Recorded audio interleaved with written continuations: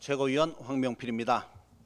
우선 윤석열의 팬티 저항 얘기를 듣고 무의식 중에 상상하신 국민들의 정신적 충격에 대해, 그리고 공무수행을 위해 그 모습을 직접 보아야 했던 교도관들의 고통에 대해 위로의 말씀을 전합니다. 교정당국은 이 교도관들께 안과와 정신과 치료를 보장해야 할 것입니다. 명백히 업무상 재해입니다. 자기들도 궁색한지 체온 조절 장애를 우려해서 옷을 벗었다는 소리를 하던데, 바이든이 날리면 했다는 인간들이니까 무슨 말인들 못하겠습니까마는 변온동물에는 파충류, 양서류 등이 있고 멧돼지, 사람 등은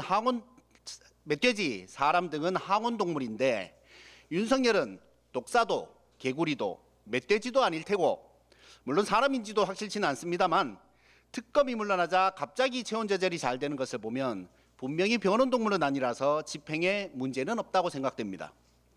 윤석열은 이미 지난해 12월 3일 본회의장으로 가서 4인이 1명씩 들쳐붙고 나오라고 한 바 있으니 그것을 그대로 본인에게 적용하면 될 것입니다. 다만 격렬히 반항하면 부상자가 발생할 수 있으니 특검은 이런 개체를 포획하는 것에 특화되어 있는 유해조수 처리반에게 협조를 구해 대상을 안전하게 끌어내야 합니다. 그런데 이 존재는 왜 갑자기 옷을 벗은 것인가? 지난 1월 3일 윤석열이 종종 조언을 구해온 극우 유튜버 고성국은 자신의 유튜버 채널에서 특검이 체포하러 오면 알몸으로 버티라고 한 바 있습니다. 이자는 국민 말은 더럽게도 안 들으면서 김건희와 극우 유튜버 말은 참 잘 듣습니다. 예전에 카우치라는 문제그룹이 있었습니다. 생방송 도중 멤버 중 2명이 옷을 벗어 국민께 충격을 준 이 그룹은 결국 해체되었죠. 자신들의 전직 대통령이 옷을 벗어 국민께 고통을 안겨주었으니 국민의힘도 마땅히 해체되어야 하지 않겠습니까? 그런데도 뻔뻔한 국민의힘은 당대표 경선에서도 여전히 정신을 못 차리고 있습니다. 김문수는 싸우겠다고 합니다. 이재명 정부와 싸우고 민주당과 싸우고 국민의힘 해산에 맞서 싸운답니다. 민중당 출신의 위험이랄까 투지가 좋습니다만 잘못에 대한 반성은 하나도 없습니다. 장동혁은 계엄했다고 내란한 거냐며 따집니다. 탄핵 반대가 계엄 옹호는 아니라고 언제까지 사과할 거냐고 합니다. 윤희숙 혁신위원장이 처음으로 공개 사과하자마자 언제까지 사과만 하는가 하며 혁신위를 비판하더니 무슨 사과를 얼마나 했다고 이런 소리를 하는지 어안이 벙벙합니다. 일본한테 배웠나 싶습니다. 주진우는 찬탄과 반탄이 서로 자신들이 당선되면 상대를 쫓아내겠다고 하는데 자신이 당선되어 양측을 중재하겠다고 합니다. 네, 박쥐의 역할을 하겠다는 것이죠.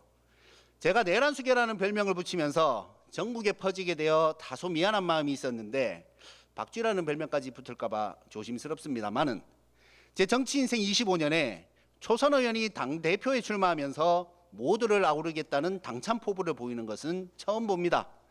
왜 초선이 갑자기 출마했는지는 모두 짐작하실 것이지만 어쨌든 포부가 좋으니 훌륭한 박쥐가 되길 바랍니다. 혁신을 주장하는 안철수는 변하지 않았습니다. 민주당에서 혁신전대를 그렇게나 부르더니 국힘에서 혁신전대를 하고 있으니 소원 성취한 셈입니다. 뭐가 안철수의 혁신인지는 아직 모르겠는데 본인도 모를 것이니 상관없겠죠.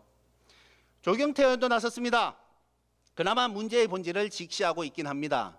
이분은 원래 민주당 출신이죠. 그나마 민주당 출신인 안철수와 조경태 두 분이 계중 좀 나으니 역시 민주진영에서 인정 못 받은 사람도 국힘에 가면 제일 나은 사람이 되는 것 같습니다. 그런데 이런 사람들이 당대표 선거에서 이길 가능성은 낮아 보입니다. 왜 그런지 귀엽고 문학적이고 부드러운 제가 친절히 설명드리겠습니다.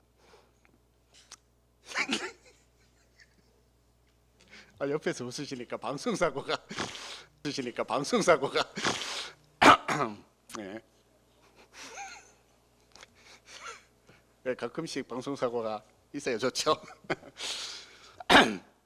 지난주 뉴시스가 에이스 리서치에 의뢰한 여론조사에 따르면 친윤 반탄 후보 3명의 지지율을 합하면 약 64%가 됩니다. 그리고 작년 말 MBC가 코리아 리서치에 의뢰한 여론조사에 따르면 죄송합니다. 여기 작년 말부터 하겠습니다. 양쪽에서 웃으시니까.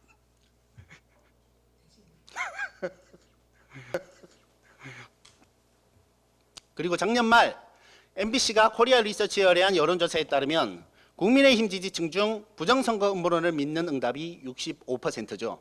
결국 국민의힘이 신나게 비상식적인 부정선거론을 짚이며 정치에 이용해온 결과로 당내에서 상식은 사라지고 음모와 선동만 남았습니다. 이런 당원들의 투표가 80% 반영되니 국민의힘의 미래가 있겠습니까? 자업자득입니다. 어쩌면 당대표 선거가 끝난 후 당내에서도 부정선거 주장이 나올지 모르겠습니다. 원래 주특기잖아요. 어차피 기대는 없지만 국민들의 스트레스를 생각해 한 가지만 부탁합니다. 누가 되든 대표 선출 후 현충원에 가기 전 서울구치소를 먼저 방문하는 일은 없길 바랍니다. 부끄러움을 국민들께 자꾸 떠넘기지 마십시오.